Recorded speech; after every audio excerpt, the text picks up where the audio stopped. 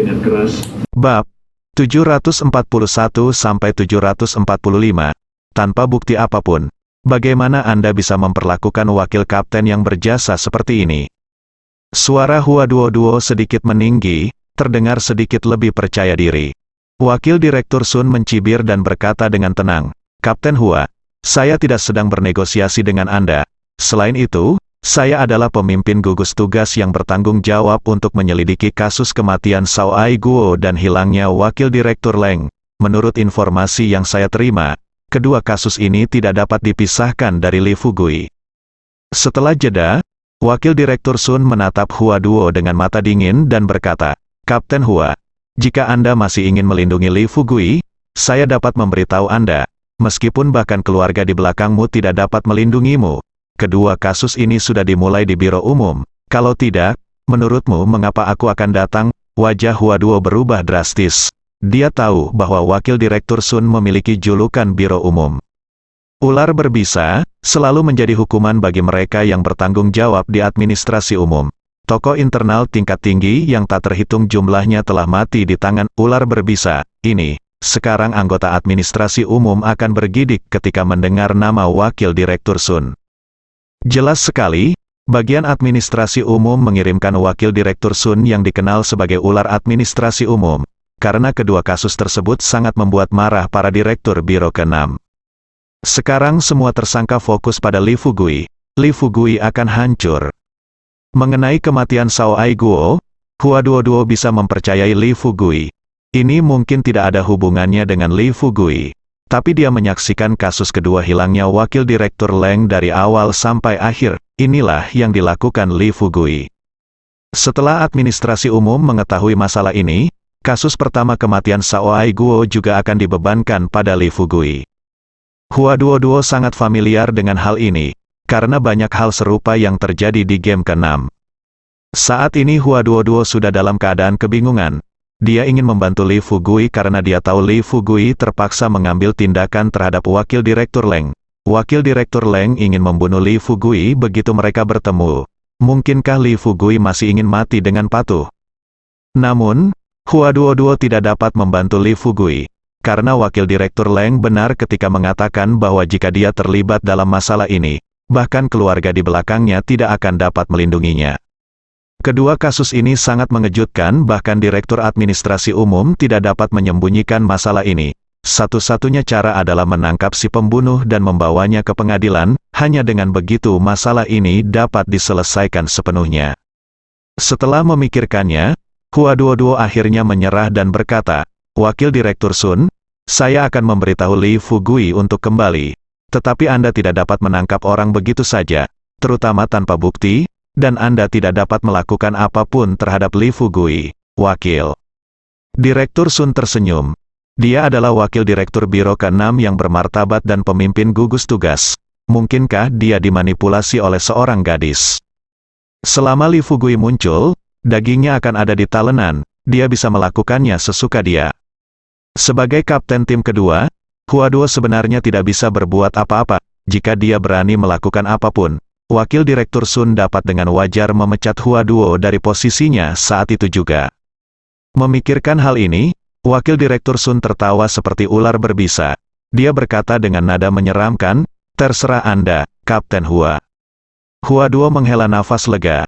Dia tidak bodoh, dan dia tahu ada masalah besar di sini. Namun dari posisinya, dia tidak tahu apa yang harus dia lakukan. Selain itu, dia berpikir secara samar dan naif bahwa selama dia tidak dapat memperoleh bukti, Wakil Direktur Sun paling banyak dapat mengurung Li Fugui, dan hampir tidak mungkin untuk mengambil tindakan lebih lanjut. Namun, apakah hal ini benar-benar akan terjadi? Hua Duo tidak lagi berani memikirkan lebih banyak kemungkinan. Karena situasinya sudah mencapai momen paling berbahaya. Desa Xiaoxi, di belakang gunung. Li Fugui mengemudikan mobilnya sendiri, berkendara di sepanjang jalan yang baru dibangun menuju pegunungan dan hutan dengan santai.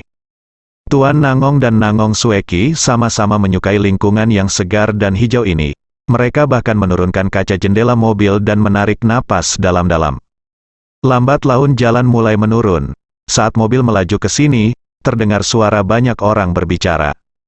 Mobil kemudian melaju menanjak hingga mencapai puncak gunung. Di depannya ada lagi lereng yang menurun. Dari posisi ini sudah terlihat banyak pekerja tambang di bawah yang berjalan mondar-mandir, suara bising yang terdengar semakin riuh. Apakah ini tambang emasnya? Tuan Nangong mengelus janggutnya dan menunduk sambil tersenyum, matanya penuh rasa ingin tahu. Hal yang sama juga terjadi pada Nangong Sueki. Meski keduanya berasal dari keluarga Nangong, salah satu dari 4 keluarga kaya, mereka berpengetahuan luas, terutama Pak Nangong. Ia telah mengalami banyak badai dalam hidupnya.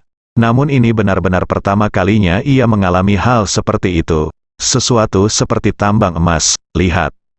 Li Fugui mengemudikan mobilnya dengan cepat menuruni puncak gunung. Dan akhirnya setelah melintasi suatu bagian jalan, dia sampai di sungai di luar tambang.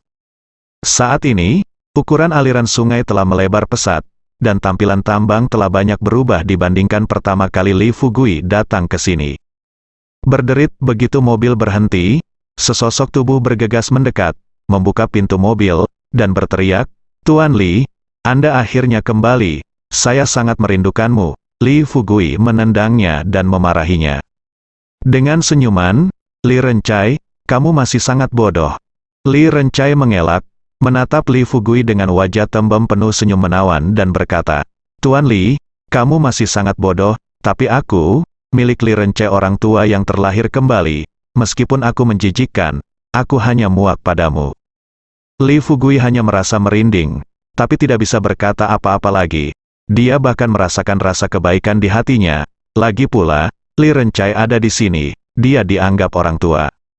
"Tuan Li, selamat datang kembali." Pada saat ini, Chief Engineer Sao, yang bertanggung jawab atas semua masalah teknis di sini, datang dan memberi hormat dengan senyuman di wajahnya. Li Fugui tersenyum dan berjabat tangan dengan Tuan Sao, dan bertanya dengan ramah, "Tuan Sao, maaf telah merepotkan Anda selama ini. Pekerjaan di sini sangat melelahkan. Apakah Anda ingin beberapa hari libur, Tuan?"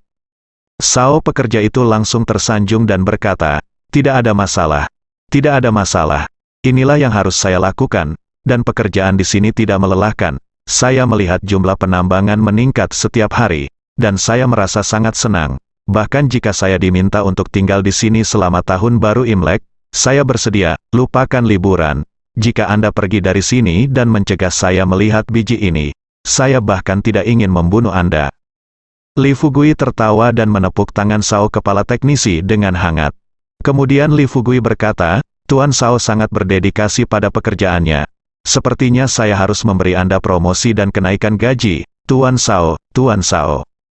Berkata dengan serius, "Tuan Li, lupakan saja, tambang ini hampir menjadi milikku.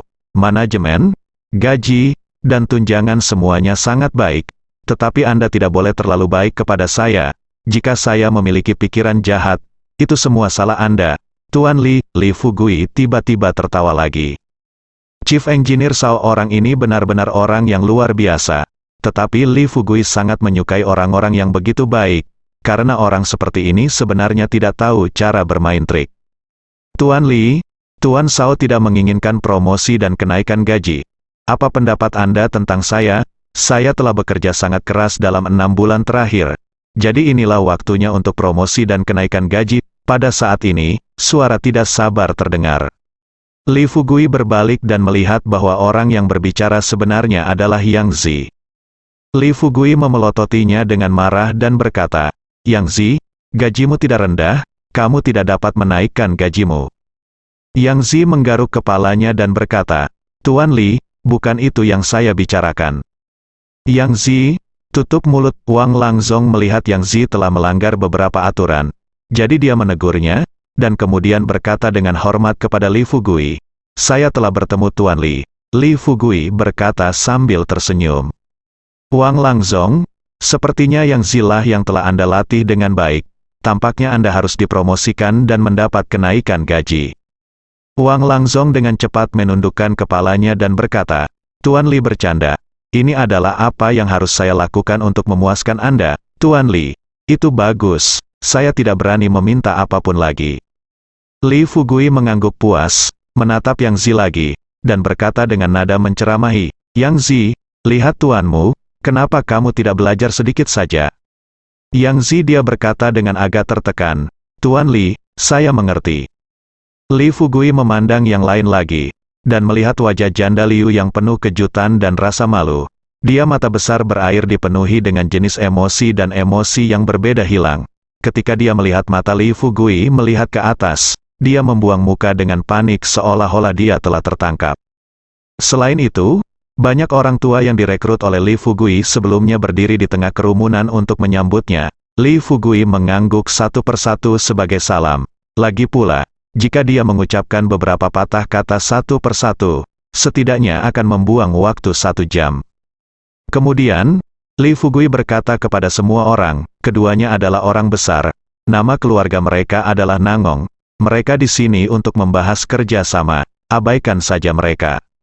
Nangong Sueki berkata tidak puas, Li Fugui, apa maksudmu dengan mengabaikan kami? Itu, apa maksudmu?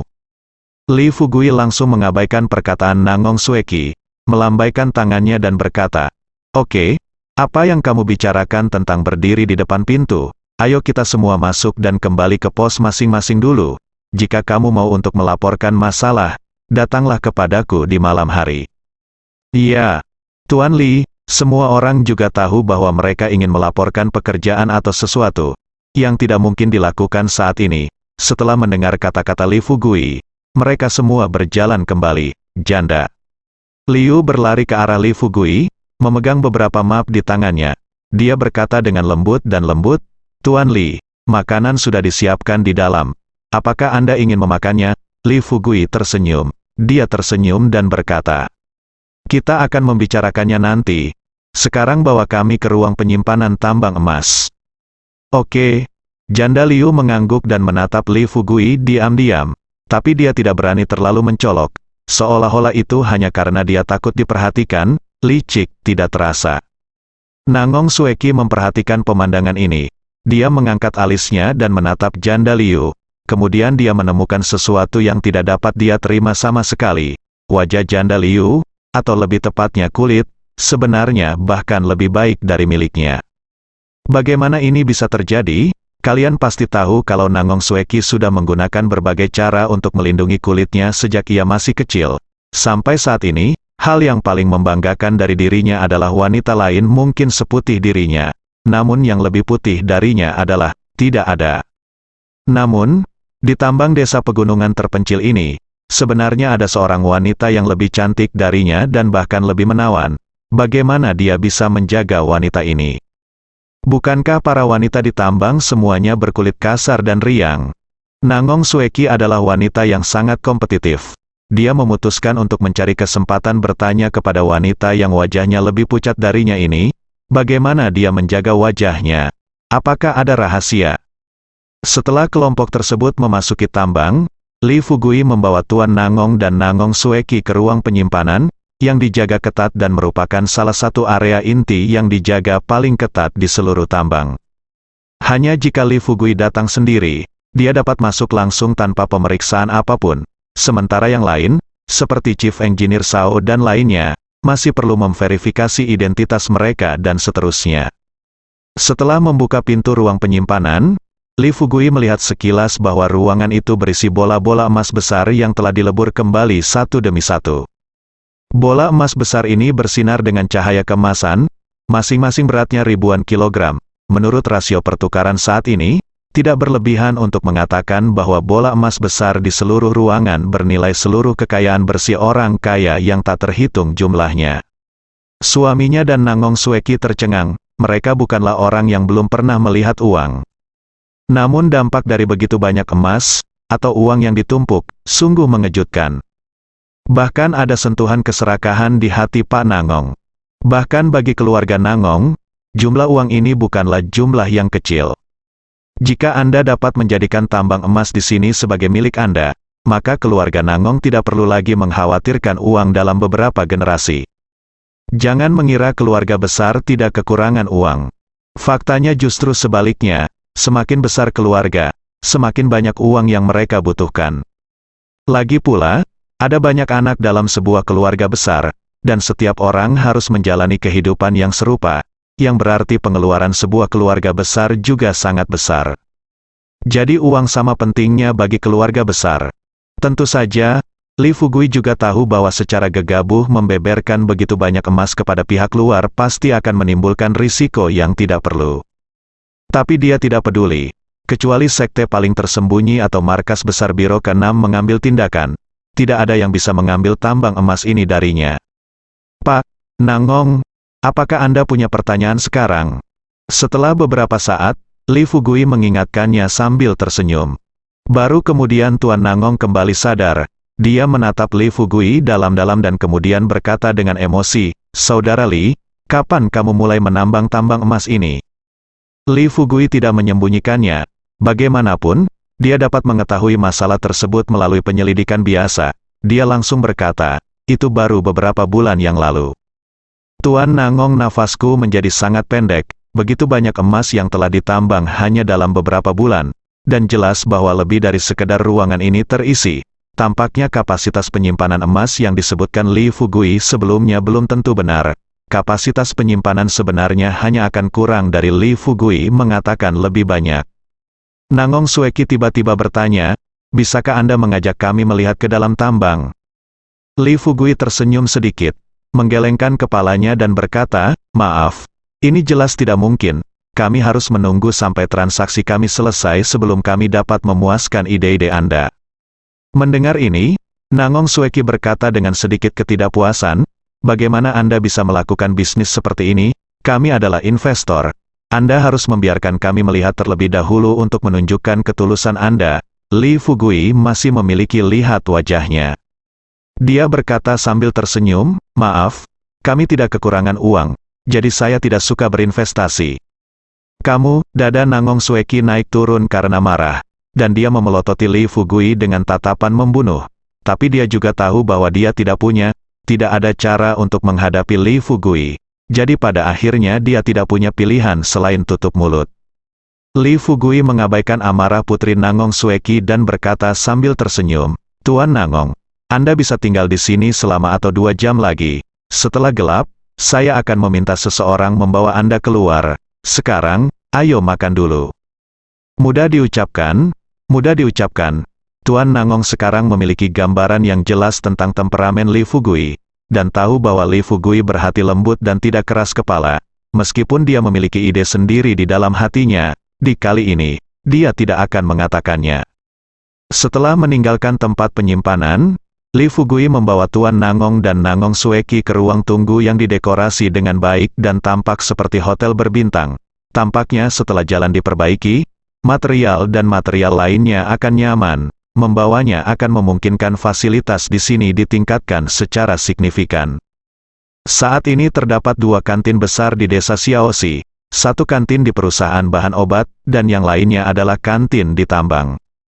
Setelah mengetahui bahwa bos besar Li Fugui akan datang, kantin di tambang sudah mulai menyiapkan makanan besar. Sekarang meja makanan yang dilihat Li Fugui dan yang lainnya bahkan lebih baik daripada yang disiapkan oleh perusahaan obat kaya. Tidak mungkin siapa yang membuat perusahaan tambang emas punya uang di sini. Dan itu bukan uang biasa. Keadaan keuangan perusahaan tambang emas saat ini bisa dikatakan hanya bisa menghasilkan uang tapi tidak bisa keluar. Menghasilkan uang setiap saat, hari. Sekalipun gaji karyawan meningkat dalam hal penghidupan, itu hanya setetes dibandingkan dengan pendapatan mereka, bahkan tidak setetes pun. "Saudari Liu, silakan duduk dan makan bersama."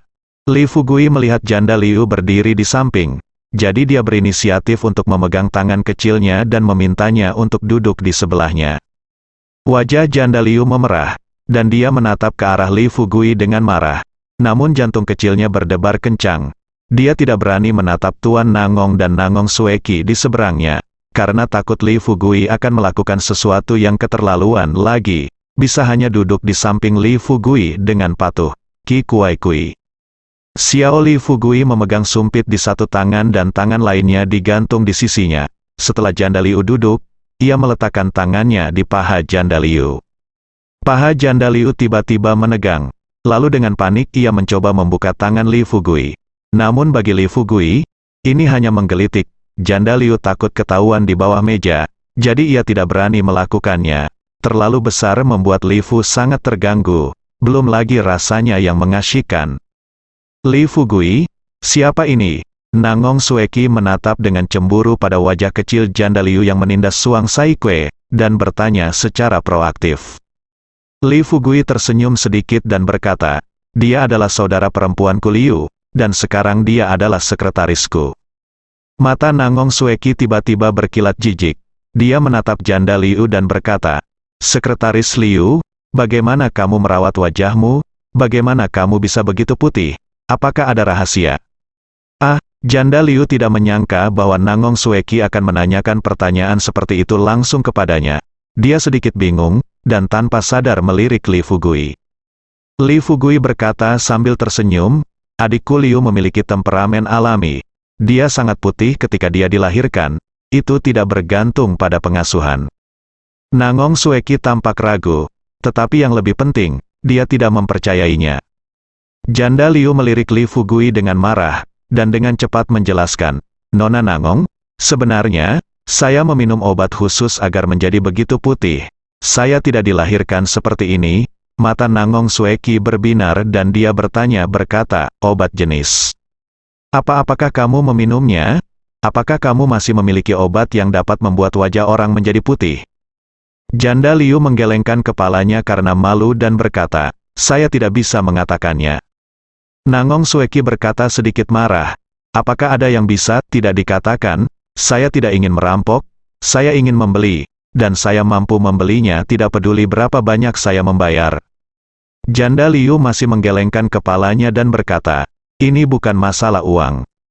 Apalagi yang bisa, saya pikir Anda hanya tidak ingin menjualnya kepada saya, karena takut saya akan menjadi lebih putih dari Anda. Nangong Sueki selalu memiliki kehidupan yang mulus sejak dia masih kecil, dan orang-orang di sekitarnya juga mengelilinginya. Tentu saja, dia tidak tahan dengan perasaan ditolak. Saat ini, ketika janda Liu menolak, wajahnya berubah jelek. Wajah janda Liu tiba-tiba menjadi pucat. Dia mendengar Li Fugui berkata bahwa keduanya adalah tamu terhormat, dan dia takut membuat tamu terhormat itu marah. Sekarang dia sedikit khawatir dan sedikit cemas, dan dia tidak tahu bagaimana menyelesaikannya. Lagi pula, ekspresi seperti itu obat itu diberikan oleh Li Fugui, dan mereka yang meminumnya tahu bahwa mereka tidak bisa mengeluarkannya begitu saja, apalagi dua tamu terhormat yang merupakan orang asing ini. Wajah Li Fugui menjadi gelap dan dia berkata-kata demi kata, Nona Nangong, ini bukan rumahmu, tolong hilangkan amarahmu, jika tidak, jangan salahkan aku karena bersikap kasar. Nangong Sueki membuka matanya lebar-lebar dan tampak tidak percaya. Melihat Li Fugui, dia berkata, dia hanya sekretaris Anda, bagaimana Anda bisa membantunya berbicara tentang saya?